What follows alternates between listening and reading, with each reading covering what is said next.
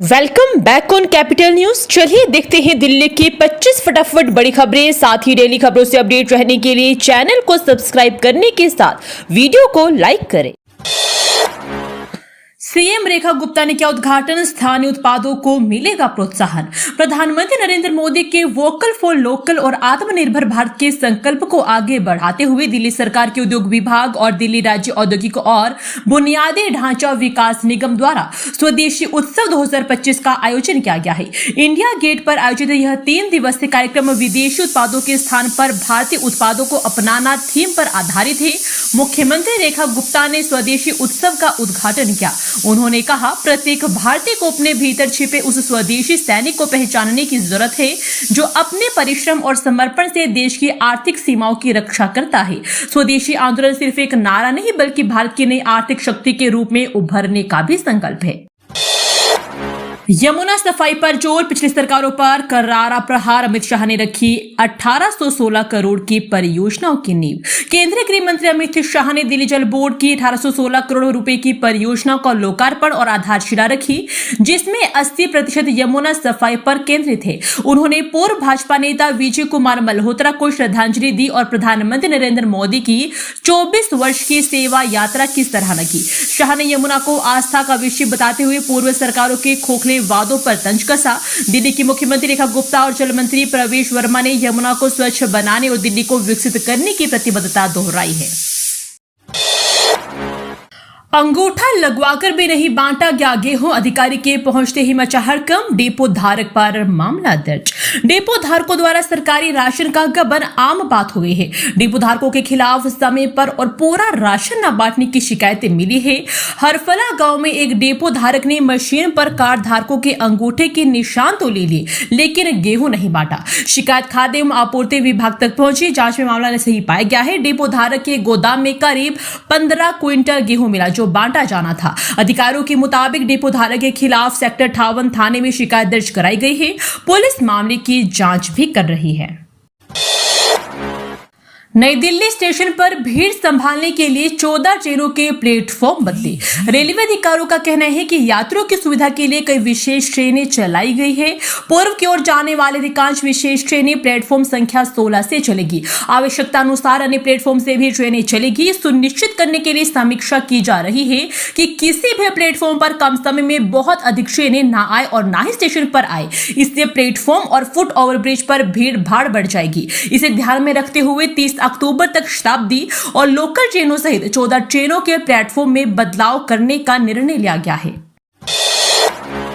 UPPCS परीक्षा के लिए बदला नमो भारत का समय। पढ़े 12 अक्टूबर को कितने बजे से दौड़ेगी। उत्तर प्रदेश लोक सेवा आयोग की प्रारंभिक परीक्षा के आयोजन को सुगम बनाने के लिए दिल्ली मेट्रो ने विशेष व्यवस्था की है। रविवार 12 अक्टूबर 2025 को होने वाली इस महत्वपूर्ण परीक्षा के दृष्टिगत न्यू अशोक नगर और मेरठ दक्षिण के बीच संचालित नमो भारत सेवाओं का समय सारणी में बदलाव किया गया है। सामान्यतः सुबह 8 बजे प्रारंभ होने वाली सेवाएं अब सुबह 6 बजे से शुरू होगी, ताकि परीक्षार्थी समय पर परीक्षा केंद्र पहुंच सके। इसके अलावा सेवाएं रात 10 बजे तक उपलब्ध रहेगी, जो परीक्षा के बाद यात्रियों को अतिरिक्त सुविधा प्रदान करेगी। यह कदम परीक्षा की सफलता सुनिश्चित करने और यात्रियों की सुविधा बढ़ाने के उद्देश्य से उठाया गया है। दिल्ली में आधुनिक तकनीक से होगी यमुना की सफाई। 1400 करोड़ रुपए से लागत से चमकेगी नदी। दिल्ली के 8 सीवेज ट्रीटमेंट प्लांट के उन्नयन और क्षमता विस्तार से यमुना की सफाई में मदद मिलेगी। इन एसटीपी से उपचारित पानी की बायोकेमिकल ऑक्सीजन डिमांड 10 मिलीग्राम प्रति लीटर होगी। कई अनधिकृत कॉलोनियों और गांव में सिविल लाइनों की कमी भी नदी के प्रदूषण में योगदान दे रही है। इन इलाकों में सिविल लाइन बिछाने के काम तेज किया जा रहा है। यमुना के प्रदूषण का एक बड़ा कारण इसमें गिरने वाला सीवेज है। सीवेज ट्रीटमेंट के लिए 37 एसटीपी है, लेकिन इनमें से ज्यादातर अपनी क्षमता और मानकों के मुताबिक काम नहीं करते। उन्नयन का काम चल रहा है और एनजीटी के आदेश के बाद 2015 में 18 एसटीपी के उन्नयन का प्रस्ताव तैयार किया गया था। यह काम दिसंबर 2017 तक पूरा होना था, लेकिन अभी तक पूरा नहीं हुआ है। रिठाला फेज 2, पप्पन कला और नीलोठी का उन्नयन किया गया है। केंद्रीय गृह मंत्री अमित शाह ने इस बारे में गुरुवार को 8 एसटीपी का उद्घाटन किया। ओखल फेज 5, घिटरोनी, वसंत कुंज, यमुना विहार फेज 1, केशवपुर फेज 1 और यमुना विहार फेज 3 एसटीपी के उन्नयन कार्य को अगले साल दिसंबर तक पूरा करने का लक्ष्य है। रोहिणी में अभी तक बना एक भी डॉग फीडर पॉइंट, नगर निगम ने पार्षदों को जगह ढूंढने की दी जिम्मेदारी। सुप्रीम कोर्ट ने बीते 22 अगस्त को राजधानी में डॉग फीडिंग पॉइंट बनाए जाने का आदेश दिया था, लेकिन 1.5 माह बीत जाने के बाद भी रोहिणी में एक भी डॉग फीडिंग पॉइंट नहीं बन पाया है। नगर निगम ने फीडिंग पॉइंट के लिए लोकेशन ढूंढने की जिम्मेदारी पार्षदों को दी है, लेकिन अधिकांश पार्षद इस कार्य में रुचि नहीं ले रहे हैं। इसके पीछे बड़ी वजह लोगों का दबाव बताया जा रहा है। लोग आवासीय क्षेत्र में फीडिंग पॉइंट बनाने का विरोध कर रहे हैं। पार्षदों का कहना है कि फीडिंग पॉइंट के लिए जगह को लेकर भी असमंजस की स्थिति है, खासकर जहां डीडीए की जमीन है वहां ज्यादा दिक्कतें हैं।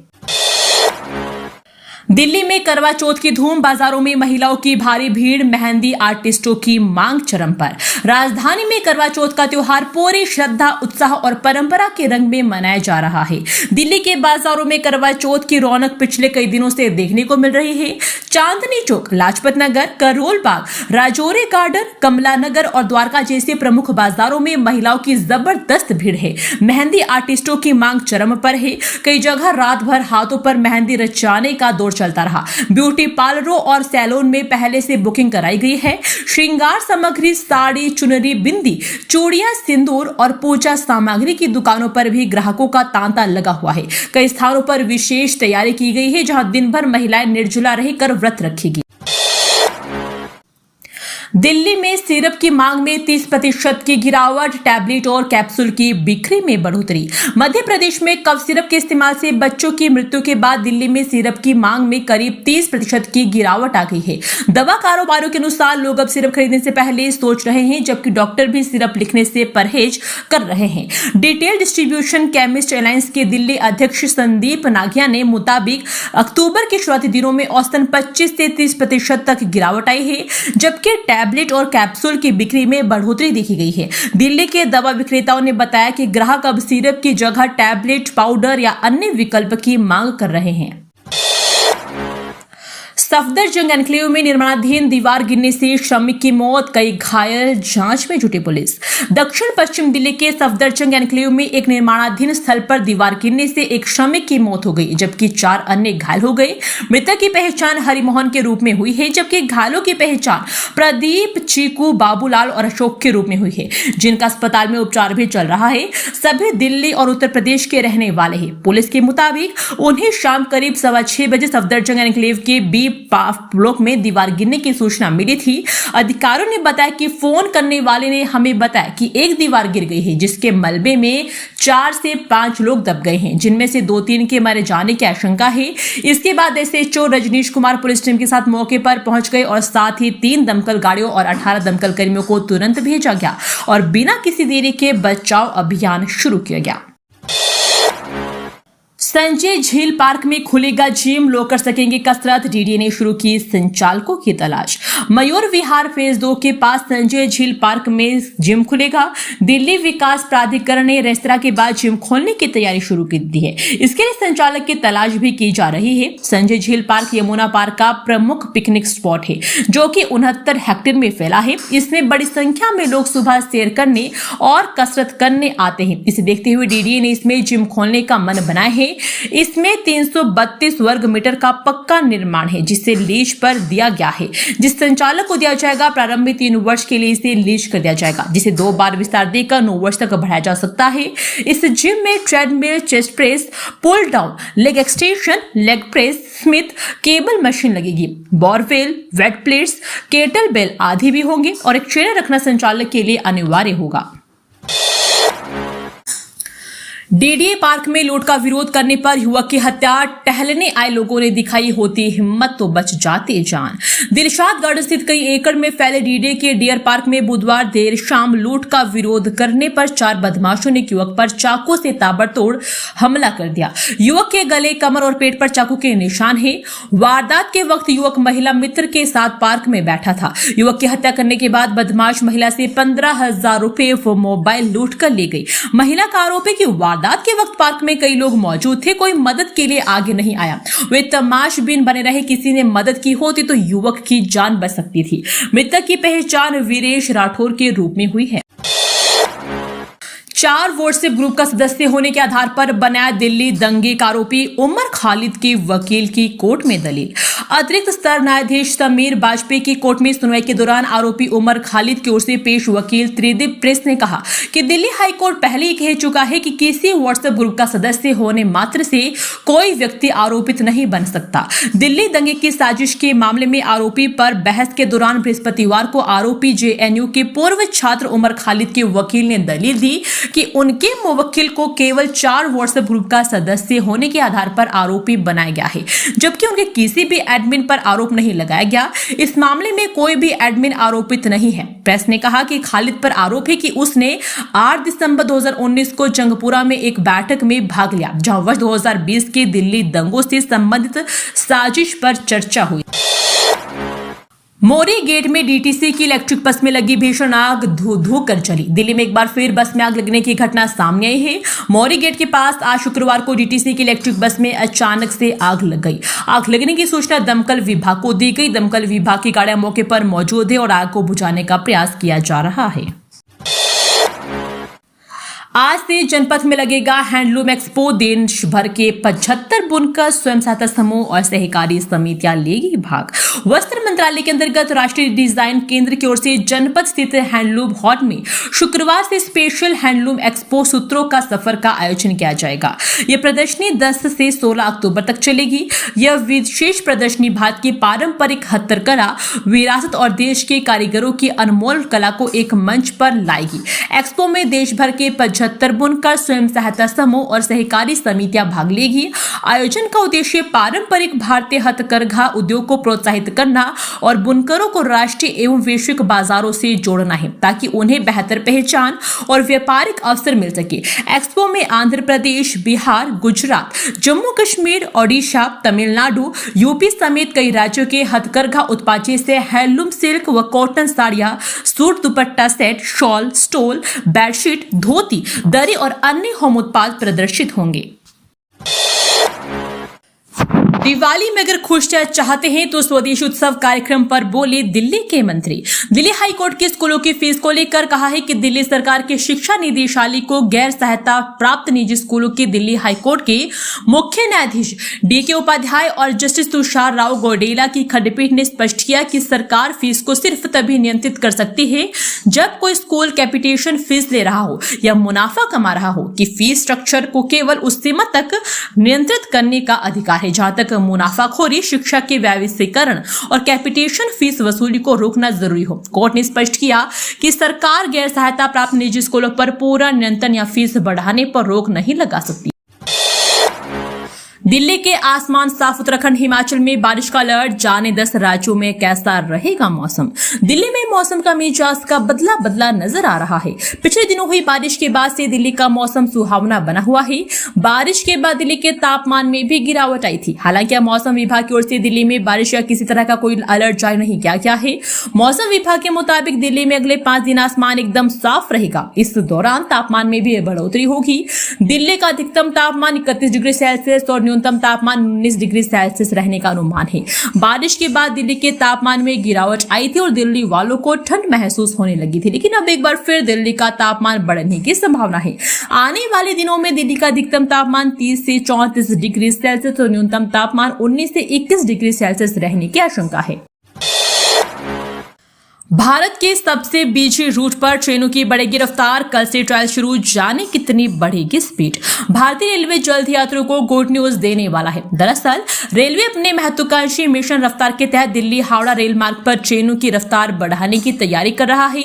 इस रूट पर ट्रेनें जल्द ही 60 किलोमीटर प्रति घंटे की रफ्तार से दौड़ेगी। इससे समय की भी बचत होगी। पहला ट्रायल 11 अक्टूबर को चिपियाना बुजुर्ग से टुंडला के बीच 190 किलोमीटर के हिस्से में होगा। अगर यह ट्रायल सफल रहा तो नई दिल्ली में टुंडला तक यह हिस्सा देश का पहला रेलखंड बन जाएगा, जहां ट्रेनें इतनी तेजी गति से चलेगी। इसके बाद टुंडला कानपुर, कानपुर प्रयागराज और प्रयागराज पंडित दीनदयाल उपाध्याय के बीच भी ट्रायल होंगे। प्रदूषण कम का तरीका बनाने पर मिलेंगे 50 लाख। दिल्ली सरकार ने किया ऐलान। दिल्ली के प्रदूषण एक बड़ी समस्या है, खासकर सर्दियों के मौसम में। ऐसे में दिल्ली सरकार ने एक अनोखा चैलेंज शुरू किया है, जिसके मुताबिक दिल्ली में प्रदूषण को कम करने के उपाय और उपकरण ईजाद कराने वाले लोगों को संस्थाओं 5 लाख से लेकर 50 लाख तक का इनाम दिया जाएगा। साथ ही सरकार टेक्नोलॉजी को स्पॉन्सर भी करेगी। स्कीम के बारे में जानकारी देते हुए दिल्ली के पर्यावरण मंत्री मनजिंदर सिंह सिरसा ने कहा, दिल्ली के अंदर वायु प्रदूषण बहुत बड़ी चुनौती है। हमने मुख्यमंत्री के द्वारा मिटिगेशन प्लान रखे। इसका असर दिखा कि दिल्ली में पिछले 10 सालों में सबसे साफ दिन दिए। ये तब हुआ जब सुप्रीम कोर्ट ने एंड ऑफ लाइफ व्हीकल के बैन को हटा दिया था। ये पुरानी गाड़ियों को लेकर पिछली सरकार का मिथ था। कंस्ट्रक्शन इंडस्ट्री वाहनों से वायु प्रदूषण फैलता है, उन पर नजर रखी जा रही है। हमने इनोवेशन पर भी काम किया। गुरुग्राम में हाईवे पर स्टील रोल लदे ट्रक के ब्रेक पर हुए फेल, कई गाड़ियों को रौंदा, 1 की मौत 2 घायल। दिल्ली जयपुर नेशनल हाईवे पर स्थित मानेसर में गुरुवार रात एक भयंकर सड़क हादसा हुआ, जिसमें राजस्थान की एक निजी ऑटोमोबाइल कंपनी के कर्मचारी की मौत हो गई, जबकि उनके 2 सहकर्मी गंभीर रूप से घायल हो गए। यह हादसा मानेसर की पहाड़ी के पास हुआ, जब एक तेज रफ्तार अनियंत्रित ट्राला आगे ट्रैफिक जाम में रुकी हुई 3 कारों को रौंदता हुआ निकल गया। घटना गुरुवार रात करीब 9:30 बजे की है, जब मानेसर स्थित पॉलिटेक्निक कॉलेज के सामने बने फ्लाईओवर पर भारी ट्रैफिक जाम लगा हुआ था। जयपुर की ओर से आ रहा एक स्टील रोल से लदा भारी ट्राला तेज रफ्तार में मानेसर की ओर बढ़ रहा था। टैंकर माफिया पर दिल्ली पुलिस का एक्शन तेज, पानी चोरी के मामलों में 100 से ज्यादा एफआईआर। दिल्ली में पानी की किल्लत और टैंकर माफिया के खिलाफ कार्रवाई तेज हो गई है। एनजीटी के आदेश पर दिल्ली पुलिस ने अवैध रूप से पानी सप्लाई कर रहे टैंकरों को जब्त कर उनके मालिकों पर पानी चोरी की धारा में एफआईआर दर्ज करनी शुरू कर दी है। पिछले 1 माह में दिल्ली के विभिन्न स्थानों में 100 से ज्यादा एफआईआर दर्ज की गई है। सभी एफआईआर चोरी की धाराओं में दर्ज की गई है। पुलिस सूत्रों ने बताया कि आरोपियों पर पानी की चोरी करने के आरोप में ही कार्रवाई की जाएगी। 3 डेडलाइन निकली, आरआरटीएस का सराय कालेखां स्टेशन तैयार भी, फिर उद्घाटन पर कहां फंस रहा। दिल्ली मेरठ के बीच हाई स्पीड यात्रा का सपना दिखाने वाला सराय कालेखां आरआरटीएस स्टेशन अब तक अधर में लटका हुआ है। जून में उद्घाटन का वादा था, लेकिन 3 डेडलाइन गुजर चुकी है और अब भी अधिकारियों के पास कोई ठोस जवाब नहीं कि आखिर यह स्टेशन कब तक यात्रियों के लिए खुल पाएगा। जब इस परियोजना की शुरुआत हुई तो इसे दिल्ली की सड़कों पर जाम में फंसे लोगों के लिए गेम चेंजर बताया गया था, लेकिन अब यह प्रोजेक्ट बार बार टलती तारीखों और अनिश्चितता की मिसाल बन चुका है। खास बात यह है कि पिछले महीने प्रधानमंत्री नरेंद्र मोदी के जन्मदिन पर इस स्टेशन के उद्घाटन की उम्मीद थी, लेकिन वह भी एक ख्वाब ही रह गया। एनसीआरटीसी के अधिकारियों का कहना है कि स्टेशन तैयार है, लेकिन सवाल यही है कि आखिर कब ये स्टेशन शुरू होगा। फरीदाबाद में कब चलेगा पल्स पोलियो अभियान, जाने घर घर पहुंचेगी टीम या जाना होगा बूथ। फरीदाबाद जिले में पल्स पोलियो अभियान का आयोजन 12 से 14 अक्टूबर तक किया जाएगा। इस राष्ट्रीय अभियान के अंतर्गत 0 से 5 वर्ष तक के लगभग 3.5 से 4 लाख बच्चों को पोलियो की खुराक पिलाने का लक्ष्य निर्धारित किया गया है। इस कार्यक्रम का उद्देश्य जिले के प्रत्येक बच्चे को पोलियो को सुरक्षित रखना तथा भारत को पोलियो मुक्त बनाए रखने के अभियान को सशक्त करना है। इससे सफलतापूर्वक संपन्न कराने की जिम्मेदारी डॉक्टर रचना मिश्रा, जिला टीकाकरण अधिकारी फरीदाबाद को सौंपी गई है। अभियान के पहले दिन यानी 12 अक्टूबर को जिले भर में स्थापित 1586 पोलियो बूथों पर बच्चों को पोलियो की दवा पिलाई जाएगी। इसके पश्चात 13 और 14 अक्टूबर को स्वास्थ्य विभाग की टीमें लगभग 6.7 लाख घरों में घर घर जाकर उन बच्चों को पोलियो ड्रॉप्स पिलाएगी जो बूथ दिवस पर किसी कारणवश छूट गए होंगे। फिर बढ़ेगी आप विधायक अमानतुल्लाह खान की मुसीबत, 36 करोड़ घोटाले में बड़ा अपडेट। आम आदमी पार्टी के विधायक अमानतुल्लाह खान की मुसीबत पर एक बार फिर बढ़ने वाली है। ईडी ने दिल्ली वक्फ बोर्ड से जुड़े एक धन शोधन मामले में आप विधायक अमानतुल्लाह के खिलाफ मुकदमा चलाने की मंजूरी पत्र दायर किया है। दिल्ली हाईकोर्ट ने निचले अदालत को निर्देश दिया है कि वे ईडी की स्वीकृति को रिकॉर्ड में लेने के आवेदन पर विचार करें। यह मामला 36 करोड़ रुपए की संपत्ति की खरीदी में कथित मनी लॉन्ड्रिंग से जुड़ा है। शुक्रवार को दिल्ली हाईकोर्ट में सुनवाई चल रही थी। सुनवाई के दौरान जस्टिस रविंदर डुडेजा ने निचली अदालत को ईडी की अर्जी पर विचार करने का निर्देश दिया। हालांकि दिल्ली हाईकोर्ट ने ईडी की उस अर्जी को खारिज कर दिया जिसमें उसने पुनरीक्षण याचिका पर शीघ्र सुनवाई की मांग की थी। मामला 18 दिसंबर को दिल्ली हाईकोर्ट में सुनवाई की लिस्ट में है। सुप्रीम कोर्ट में दिल्ली एनसीआर में ग्रीन पटाखों की अनुमति देने की गुहार रखी गई ये शर्तें। दिल्ली एनसीआर में पटाखे जलाने के मसले पर शुक्रवार को सुप्रीम कोर्ट ने सुप्रीम कोर्ट से दिल्ली एनसीआर में ग्रीन पटाखे जलाने की अनुमति देने की गुहार लगाई। एनसीआर राज्यों ने इसी के अपने सपने को शर्तों में रखी। एनसीआर और राज्यों ने कहा कि पटाखे जलाने की अनुमति कुछ शर्तों के साथ दी जा सकती है। इसमें केवल NEERI की ओर से अप्रूव्ड ग्रीन पटाखे ही बेचे जाने को मंजूरी देना शामिल है। सर्वोच्च अदालत ने एनसीआर राज्यों की ओर से रखी गई दलीलों पर गौर किया। सर्वोच्च अदालत ने दिल्ली एनसीआर में ग्रीन पटाखों के निर्माण और बिक्री की अनुमति मांगने वाली याचिकाओं पर फैसला सुरक्षित रख लिया है। अब नजरें सर्वोच्च अदालत के फैसले पर है। देखना होगा कि सुप्रीम कोर्ट दिल्ली एनसीआर में शर्तों के साथ पटाखे जलाने की अनुमति देता है या पटाखों पर पाबंदियां बरकरार रहती है। दोस्तों, वीडियो पसंद आया तो वीडियो को लाइक एवं चैनल को सब्सक्राइब कीजिए और कमेंट करके बताइए कि आप दिल्ली के किस जगह से इस वीडियो को देख रहे हैं। जय हिंद, वंदे मातरम।